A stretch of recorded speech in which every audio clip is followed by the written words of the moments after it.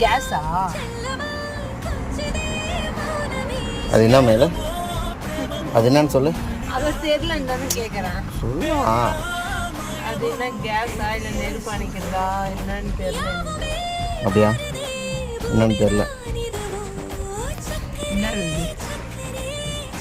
சரி நான் கிட்ட அந்த பக்கம் ஸ்ட்ரெயிட்டாக போய் காட்டுறேன். அப்பயாவது கண்டுபிடிக்கிறியா?